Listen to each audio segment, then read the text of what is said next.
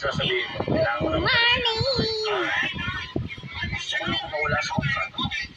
Alam naman natin na Tulong ka na naman. Ilan na buwan yan? magkasama kumpanya. Ilan na buwan pang sasara nyo? Ay, ilang buwan na ba pang bubukas? Dahil sa kaibigan mo, di ba? Kaya ako naiinis. Bukas nyo lang. Sige, ikukulong kayo.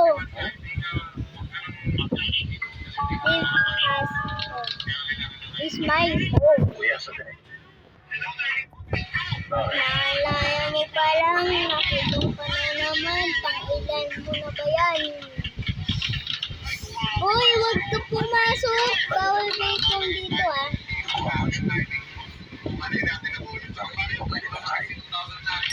Aray ko, nalaglag.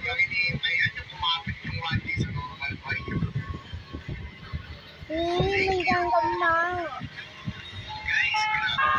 Ako dyan.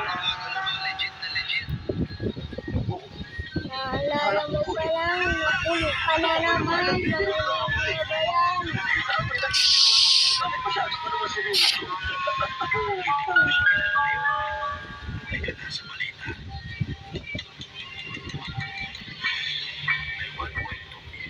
Sige lang.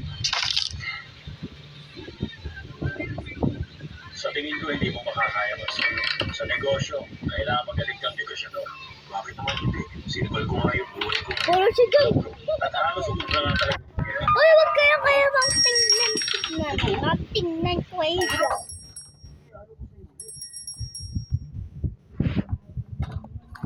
Mamma mia, si Grandma. Hoy, ang ingay! Ayusin natin ang kontrata. Saka interviewin natin ang kaibigan. Oh, seryoso? Lang. Hindi nga. Chairman!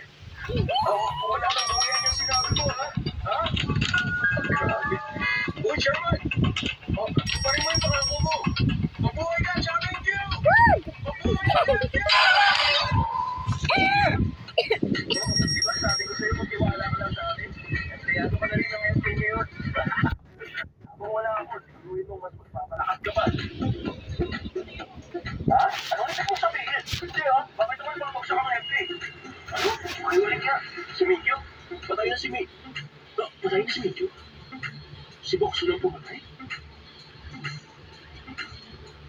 Nakakaingit ha? Ay, kung alam ko lang sana sinubukan ko na siyang itumbal. Teka, hindi kita makita. Nasaan ka ba? Saan ka ba? Siyempre, nagtatrabaho ako.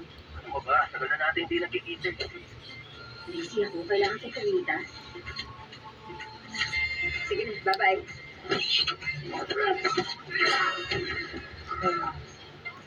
Siya. Yung pangalagang trabaho.